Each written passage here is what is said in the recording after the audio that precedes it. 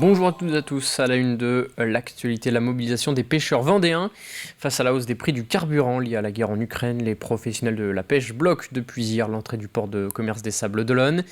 Une aide exceptionnelle pour les pêcheurs a justement été annoncée hier par le gouvernement dans le cadre du plan Résilience. Une compensation financière équivalente à 35 centimes par litre de gasoil de pêche va leur être dédiée.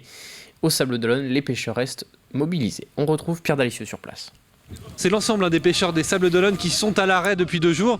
Je suis avec le patron, un patron pêcheur, donc Anthony Morin. Bonjour, vous avez 17 salariés. Concrètement, qu'est-ce qui se passe aujourd'hui ? C'est le prix du gasoil carrément qui nous impacte vraiment sur nos entreprises.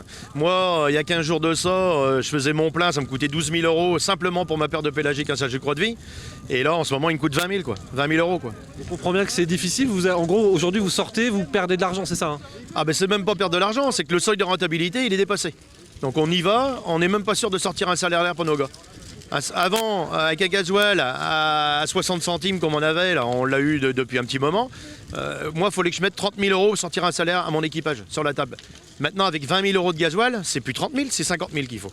Donc des bateaux, des entreprises qui ne sont plus rentables aujourd'hui. L'État a proposé une aide de 35 centimes d'euros par litre de gasoil pour les pêcheurs. Vous n'êtes pas content aujourd'hui Mais pas du tout, on est en réunion, on sort de réunion avec le préfet de Vendée à l'instant, avec nos responsables. Et en fin de compte, c'est pas une aide directe comme ça l'a été annoncé hier par M. Castex, c'est une aide sociale. C'est une diminution des charges. Donc ça va passer, ça va être, c'est diminuer le salaire des gars, parce que nous à bord des bateaux, on a un salaire à la part. Donc ça va des catégories de 4e catégorie jusqu'à 10, 11, 12e, mais les gars ne sont pas payés pareil. Ça va créer des tensions à bord, c'est ça ? Tout à fait. Il y a le gars, il y en a un qui va gagner 500 €, puis l'autre va en gagner 300. Simplement par rapport aux charges. Les gars n'ont pas les mêmes charges. Qu'est-ce que vous demandez aujourd'hui aux pêcheurs, au gouvernement ? Qu'est-ce que vous demandez concrètement ? Un prix, vous avez dit un prix fixe, c'est ça, de gasoil ? C'est assez clair ce que vous demandez. Oui, ce qu'on voudrait, c'est, on a fait des calculs avec nos centres de gestion, les comptabilités, les centres de gestion qu'on a en comptabilité. Et le seuil de rentabilité pour tous les bateaux, c'est 65 centimes. Ce qu'on veut, c'est 65 centimes. C'est tout. On veut pas d'aides qui sont pas eurocompatibles et tout ça. Il y a le problème du gasoil, mais après il y a le problème des quotas. Donc c'est là le mouvement qui se passe, il n'est pas paré de s'atténuer si l'État met pas ce qu'il faut pour le faire. Justement, donc on le voit derrière, le brasier qui a été allumé il y a 2 jours maintenant n'est pas prêt de s'éteindre puisque les pêcheurs nous l'ont confirmé. Le mouvement ne s'arrêtera pas tant que le gouvernement n'aura pas répondu à leurs revendications. Et à noter également que la filière pêche a débloqué 6 millions d'euros ce mercredi pour amortir la hausse des prix du carburant. Autre crise pour les professionnels vendéens, l'influenza aviaire. Plus de 200 foyers ont ainsi été recensés. La moitié des communes vendéennes sont touchées. Et des millions de volailles ont ainsi dû être abattues depuis début janvier. Hier, une réunion de crise s'est tenue à la Cavaque, à La Roche-sur-Yon. Pour les éleveurs vendéens, la situation est donc difficile à gérer. Reportage Pierre Dalicieux. Des mines graves, les traits tirés pour certains de ces éleveurs, ici en réunion de crise. Depuis plusieurs semaines, la grippe aviaire fait des ravages comme jamais sur le département. Je suis éleveur et entre autres éleveur de volailles depuis 38 ans. Et c'est du jamais vu dans notre secteur. On a eu le cas dans le sud-ouest. Pour vous situer, c'est vrai que le sud-ouest, au niveau des volumes, actuellement, ce qu'on est en train de vivre, c'est 3 fois le volume, voire 4 fois le volume du sud-ouest, au niveau des impacts.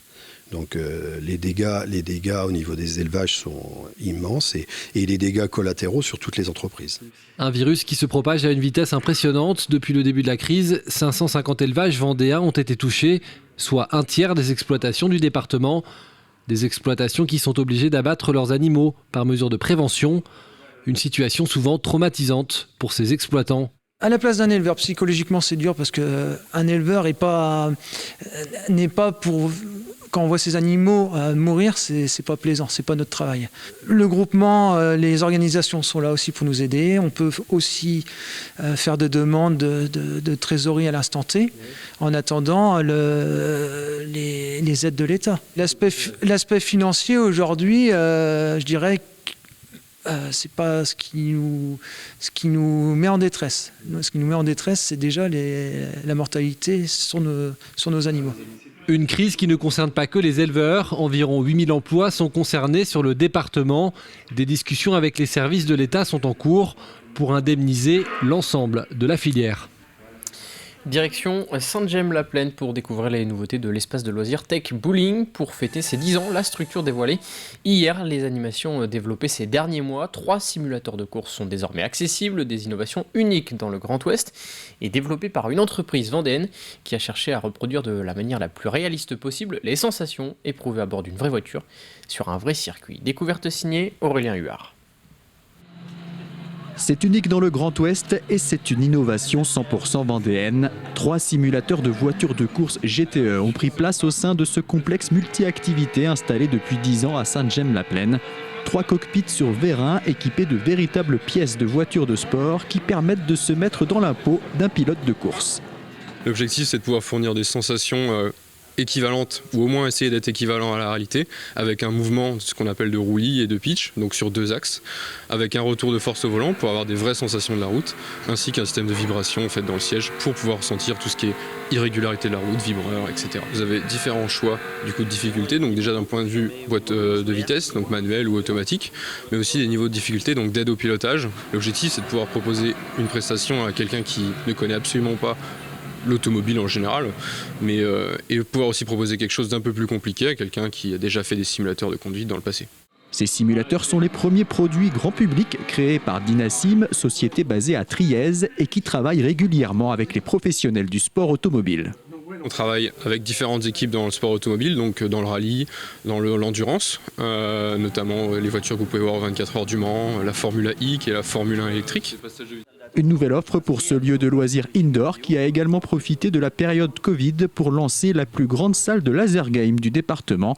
Ce qu'on a voulu développer, on a eu la chance de le faire en partenariat avec MBS Productions qui est à Saint-Gemme-la-Plaine, c'est d'avoir un seul lieu mais dans lequel on peut faire des sessions différentes, c'est-à-dire pour que les gens puissent revenir et sans s'ennuyer, c'est-à-dire qu'ils peuvent choisir des thèmes différents et après on peut jouer soit en solo, soit en équipe. On a différents thèmes de jeu aussi qui peuvent être adaptés selon les groupes qui viennent. S'ils reviennent une deuxième fois, on peut leur proposer autre chose, quoi. Les simulateurs et le laser game s'ajoutent au bowling, baby-foot, billard ou encore jeux d'arcade déjà présents. C'est désormais un espace de 2500 m² qui est accessible à la population et aux touristes du Sud Vendée. C'est la fin de cette édition. Merci à tous de l'avoir suivi. C'est unique dans le à Grand 18h Ouest pour un nouveau point sur l'actualité. Très bonne journée sur TV Vendée.